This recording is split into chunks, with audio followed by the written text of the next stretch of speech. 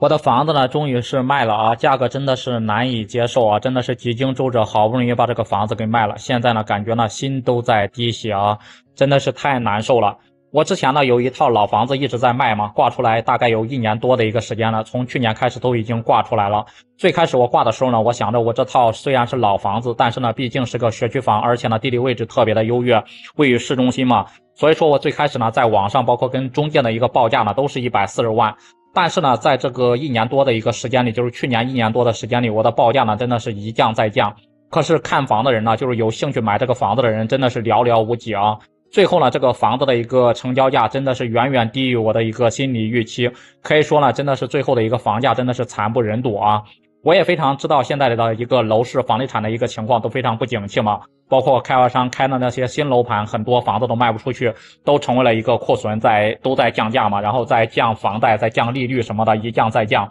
房价呢也是一直在下跌。你包括新房都卖不出去，你就更别提二手房了，二手房跌的更多。所以说一开始我挂出来的时候呢，我真的是没有多要啊，基本上就是140万，非常实惠的一个价格，跟我当时买房的价格已经差不多了。你包括在2017年，我这套房子呢，有人已经问过了，是要200多万买我的房子，我当时都没舍得出手。现在呢，我仅仅只挂了140万。我感觉呢，我还是算一个比较诚信或者是比较那个善良的一个卖家吧。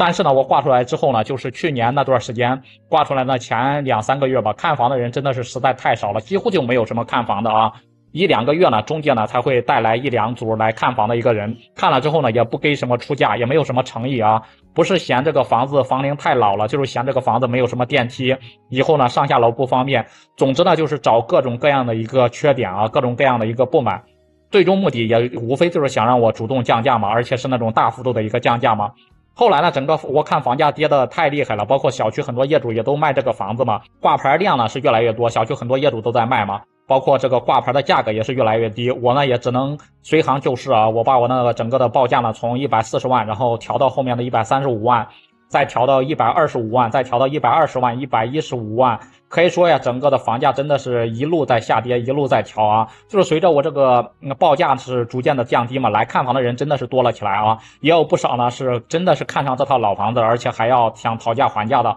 但是呢，给出来的价格真的是低的离谱，真的是让我感觉三观都。感觉都不敢接受啊！就是报个80万什么，报个90来万，还有的呢直接上来就砍到70万啊，从140万直接对半砍到70万。我感觉这种人呢，一看都没有什么诚意，也不是真心想买，就是想着呢趁机呢狠狠的砍上一刀，成了就成了，然后不成了，反正自己也没有什么损失嘛，就是这种闹着玩的一样的。后来呢，中介就告诉我们这个老小区啊，包括同户型、同面积的一个房子，还有别人的楼层呢，也是比我好，还卖不到100万。如果说呢，我想把这个房子尽快的卖出去，想尽快的套现，就让我继续呢调低这个报价。我就问这个中介，那你说报多少合适呢？中介说呢，如果你真的着急卖，直接就不要什么100万了，直接就把你这个房子挂90万得了。我当时听了之后，我真的是非常犹豫啊，这个价格真的是实在太低了，真的是远远超过我的一个预期。还有的中介呢就跟我说，如果说呢我愿意出双倍的一个佣金，就是卖出去一套房子呢，给他2倍的一个佣金，就给我卖力的一个推广，不仅呢卖的价格会高一点，然后包括成交的速度呢也会更快。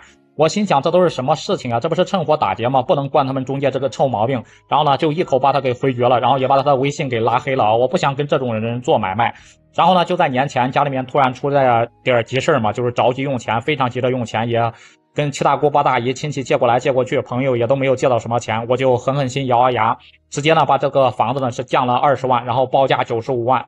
然后挂上去之后呢，真的是啊，这个降价的效果，大幅度降价的效果真的就是好。当天呢就来了好几组要看房的一个客户，最高的一个客户呢是出价了，是对年轻的小夫妻嘛，是出价了85万。后来呢我们又见面嘛，约了一个咖啡厅，就是在星巴克里面，大概谈了3、4个小时，最终呢也是顺利的成交了，价格呢是定格在就是87万啊。从那个最初呢年初开始挂的140万，然后降到现在的87万，最终的成交价。价格呢整整跌了40%，将近一半的一个价格下跌，仅仅用了1年多的一个时间。